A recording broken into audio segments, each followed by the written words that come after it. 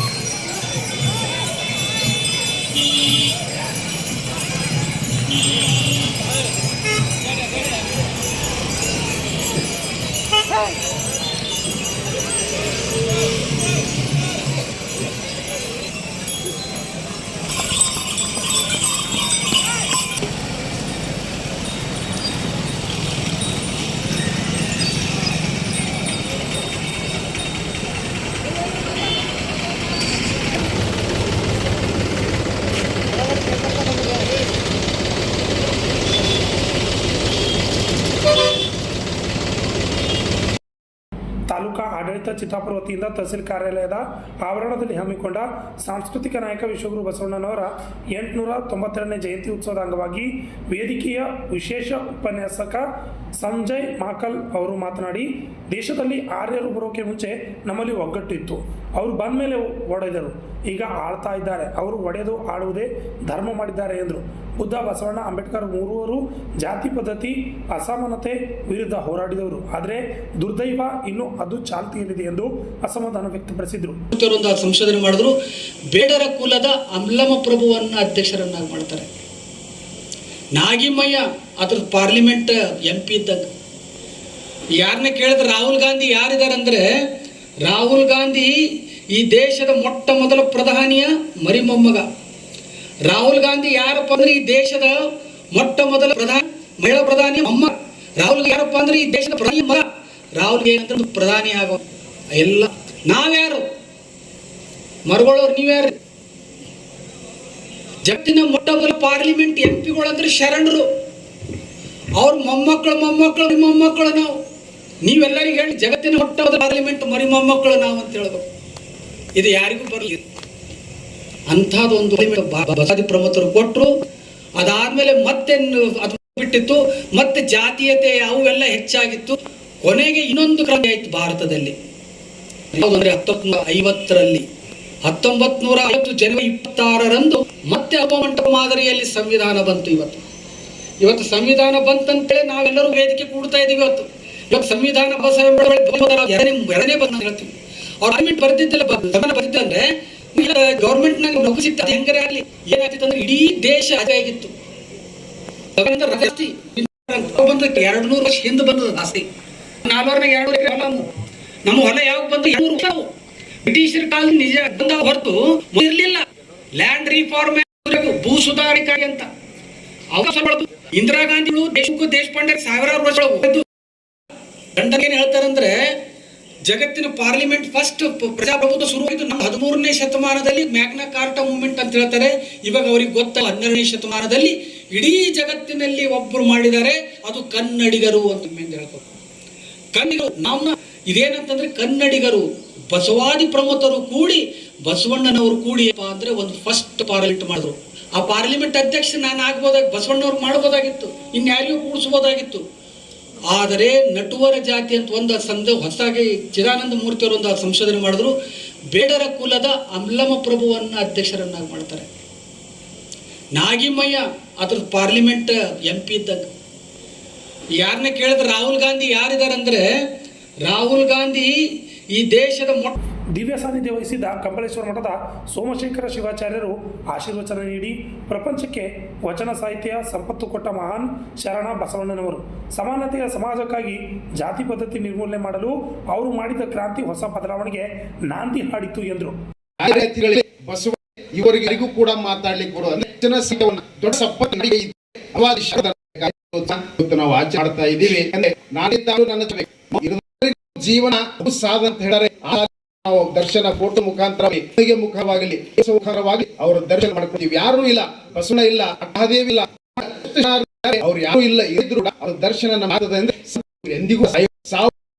ಜಿಲ್ಲಾ ಪಂಚಾಯತ್ ಮಾಜಿ ಸದಸ್ಯ ರಮೇಶ್ ಮಾರ್ಗೋಳ್, ಪುರಸಭೆ ಅಧ್ಯಕ್ಷ ಅನ್ನಪೂರ್ಣ ಕಲ್ಲಾಗ್ ಅಧ್ಯಕ್ಷತೆ ವಹಿಸಿ ತಹಸೀಲ್ದಾರ್ ನಾಗಯ್ಯ ಹಿರೇಮಠ ಅವರು ಮಾತನಾಡಿದರು. ಜಗತ್ತು ಕಂಡಂತ ಒಬ್ಬ ಕ್ರಾಂತಿಕಾರಿ ನಾಯಕ ಅಂದ್ರೆ ತಪ್ಪಾಗಲಿಕ್ಕಿಲ್ಲ. 5ನೇ ಶತಮಾನದಲ್ಲಿ ಬುದ್ಧ, 12ನೇ ಶತಮಾನದಲ್ಲಿ ಬಸವಣ್ಣ ಹಾಗೂ ಬಾಬಾ ಸಾಹೇಬ್ರವರು ಇವರು ಕ್ರಾಂತಿಕಾರಿಗಳು ಹಾಗೂ ಯುಗಕ್ಕೊಬ್ಬರು ಹುಡ್ತಾರಂತ ನನಗೆ ಅನಿಸ್ತಾ ಇರುತ್ತೆ. ವಿಶೇಷವಾಗಿ ಬೆಳಗ್ಗೆ ಬಂದಾಗ ನಿನ್ನೆ ನಾವು ನೋಡಿದೆವು, ಇಲ್ಲಿ ದೊಡ್ಡ ಮಟ್ಟದಲ್ಲಿ ಒಂದು ಧರ್ಮಸಭೆ ಆಯಿತು ಗುಲ್ಬರ್ಗದಲ್ಲಿ. ಆ ಸ್ಟೇಜ್ ಮೇಲೆ ಎಷ್ಟಿತ್ತಪ್ಪ ಅಂದ್ರೆ 2-3 ಪಟ್ಟು ಜನ ಹೊರಗಡೆ ಓಡಾಡ್ತಾ ಇದ್ರು. ಎಷ್ಟು ಜನ ಇದ್ರು, ಜನರಿಗೆ ತಾಳ್ಮೆನೇ ಇಲ್ಲ ಅಂತಕ್ಕಂಥ ಭಾವನೆ ನಮ್ಮಲ್ಲಿ ಬರ್ತದೆ. ಇವತ್ತು ಬೆಳಗ್ಗೆ ಎಷ್ಟು ಜನ ಇತ್ತು, ಒಬ್ಬ ವಿಶ್ವಗುರು ಬಸವಣ್ಣನವರ ಒಂದು ಮೆರವಣಿಗೆ ನಡೀಬೇಕಾದ್ರೆ ಜನ ಎಷ್ಟು ಇತ್ತು ಅಂದ್ರೆ ಈಗ ಎಲ್ಲ ಸ್ಟೇಜ್ನಲ್ಲಿ ಯಾರು ಕಾಣ್ತಾ ಇಲ್ಲ. ಯಾಕಂದ್ರೆ ಸಮಯ ಕೂಡ ಅದು ಕಾರಣ ಅಂತಕ್ಕಂಥ ವಿಷಯ. ಯಾಕಂದ್ರೆ ಬೇಗ ಬೆಳಗ್ಗೆಯಿಂದ ಇಲ್ಲಿವರೆಗೂ ಸುಮಾರು 1 ಗಂಟೆ ತನಕ ಜನ ಭಾಳ ತಕ್ಕಾಸ್ತಾರ.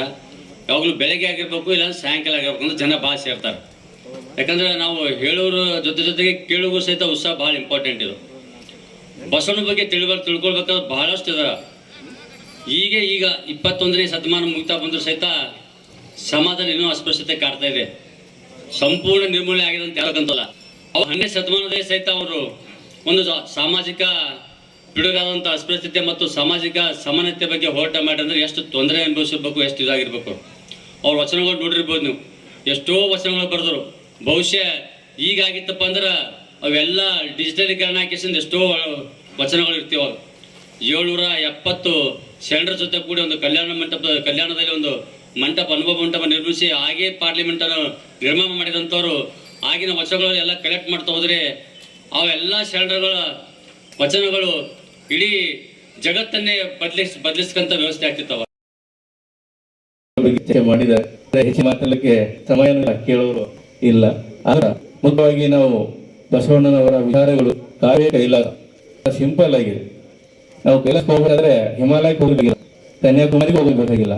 ಈ ಜಾಗದಲ್ಲಿ ನಾವು ಕೆಲಸ ಮಾಡಿಬಿಟ್ರೆ ನಮಗೆ ಕೈಲಾಸ ಸಿಗುತ್ತೆ. ಇದೇ ಕಾಯಕವೇ ಕೈಲಾಸ. ನಾವು ಮಾಡುವಂತ ಕೆಲಸ ನಿಷ್ಠೆಯಿಂದ ಇರಬೇಕು. ನಾವು ಮಾಡ್ತಕ್ಕಂಥ ಕಾಯಕ ಒಳ ಮಾರ್ಗದಿಂದ ಇರಬೇಕು. ಅದಕ್ಕೆ ಹೇಳಿದ್ದಾರೆ, ದಯ ಬೇಕು ಸಕಲ ಪ್ರಾಣಿಗಳಿಗೆ, ದಯವೇ ಧರ್ಮದ ಮೂಲಗಳ. ಯಾಕಂದ್ರೆ ನಾವು ಮಾಡ್ತಕ್ಕಂಥ ಕೆಲಸ ಎಲ್ಲ ಸಮಾಜಕ್ಕೆ, ಎಲ್ಲ ವರ್ಗಕ್ಕೆ, ಎಲ್ಲರಿಗೂ ಅನ್ವಯ ಆಗ್ತಕ್ಕಂಥವು ಕೆಲಸ ಮಾಡಬೇಕು. ಅದುವೇ ಕಾಯಕವೇ ಕೈಲಾಸ. ನಾವು ಮಾಡಿದ ಕೆಲಸದಿಂದ, ನಮ್ಮ ಕಾಯಕದಿಂದ ಬಂದಂತ ಸಂಪತ್ತಿನಲ್ಲಿ ನಮ್ಮ ಜೀವನವನ್ನು ಉಪಯೋಗಿಸಿಕೊಂಡು ಉಳಿದಂತ ಹಣದಲ್ಲಿ ದಾಸೋಹ ಮಾಡಬೇಕು ಅಂತ ಹೇಳಿದರು. ಅದೇ ದಾಸೋಹ ಪದ್ಧತಿ ಪ್ರಾರಂಭ. ದಾಸೋಹ ಕೇವಲ ನಾವು ಸುಮ್ಮನೆ ಯಾವಾಗಾದ್ರೂ ಕಾಟಾಚಾರಕ್ಕೆ ಕೊಡೋದಿಲ್ಲ. ನಾವು ಗಳಿಸಿದಂತ ಸಂಪತ್ತಿನಲ್ಲಿ, ನಾನು ಕಾಯಕದಿಂದ ಮಾಡಿದ ಹಣದಲ್ಲಿ ನನ್ನ ಜೀವನವನ್ನು ನಡೆಸಿಕೊಂಡು ನನ್ನ ಪಕ್ಕದವರು ಅಥವಾ ನಮಗಿಂತ ಕಡಿಮೆ ಇದ್ದಂತವರಿಗೆ ಅವರಿಗೂ ಸಹ ಸಹಾಯವನ್ನು ಮಾಡಿದ ಮುಖಾಂತರ ದಾಸೋಹ ಅಸ್ತಿತ್ವಕ್ಕೆ ತಂದರು, ಜಾರಿ ತಂದರು. ಜೊತೆಗೆ ಸಮಾಜ ಶಾಂತಿ, ಜಾತಿ ಪದ್ಧತಿ ಬದಲಾಯಿಸಲಿಕ್ಕೆ ಅವರೇ ಒಂದು ಹೊಸ ಕ್ರಾಂತಿಯನ್ನು ಹುಟ್ಟಾಕಿದ್ರೆ ಅಂತರ್ಜಾತಿ ವಿವಾಹ. ಇವತ್ತಿಗೂ ನಾವು ಅಂತರ್ಜಾತಿ ವಿವಾಹ ಅಲ್ಲಲ್ಲಿ ನೋಡ್ತಿದೀವಿ. ಇವತ್ತು 21ನೇ ಶತಮಾನದಲ್ಲಿ ಟೆಕ್ನಾಲಜಿಯಲ್ಲಿ ಸಾಕಷ್ಟು ಮುಂದುವರೆದಿದ್ದೀವಿ. ಆದ್ರೂ 12ನೇ ಶತಮಾನದಲ್ಲಿ ಯಾವುದೇ ತಂತ್ರಜ್ಞಾನ ಇಲ್ಲ. ಆಗಲೇ ಅಂತರ್ಜಾತಿ ವಿವಾಹಕ್ಕೆ ಪ್ರೋತ್ಸಾಹ ಮಾಡಿ ಒಂದು ಕ್ರಾಂತಿಯನ್ನು ಹುಟ್ಟು ಹಾಕಿದರು. ಈ ತರ ಒಂದು ವ್ಯವಸ್ಥೆ ಜಾತಿ ಪದ್ಧತಿಯ ವಿರುದ್ಧ, ಅಂತರ್ಜಾತಿಯ ಪರವಾಗಿ, ಕಾಯಕ ತತ್ವದ ಪರವಾಗಿ, ದಾಸ ಪದ್ಧತಿಯ ಪರವಾಗಿ ನಮ್ಮ ಸಮಾಜದಲ್ಲಿ ಶರಣ ಒಂದು ಅನುಭವ ಮಂಟಪದಲ್ಲಿ ಮಕ್ಕಳು ಸರ್ ಹೇಳಿದರು. ಮ್ಯಾಗ್ನಾ ಕಾರ್ಟ್ 1215ರಲ್ಲಿ ಜಾರಿಗೆ ತರ್ತಾರೆ ಇಂಗ್ಲೆಂಡ್ನಲ್ಲಿ. ನಮ್ಮದೇ 1215ಕ್ಕೆ ಜಾರಿಗೆ ತಂದಂತ ಮ್ಯಾಗ್ನಾ ಕಾರ್ಟ್ ಅದೇ ಮೊದಲ ಪಾರ್ಲಿಮೆಂಟ್, ಅದನ್ನೇ ಒಂದು ಸಿದ್ಧಾಂತ ಅಂತ ಹೇಳಿದರು. ಅದಕ್ಕಿಂತ ಮುಂಚಿತವಾಗಿ 50 ವರ್ಷಗಳ ಮೊದಲೇ ಕಲ್ಯಾಣದಲ್ಲಿ ಅನುಭವ ಮಂಟಪದಲ್ಲಿ ಅಸ್ತಿತ್ವದಲ್ಲಿತ್ತು ಪ್ರಜಾಪ್ರಭುತ್ವ.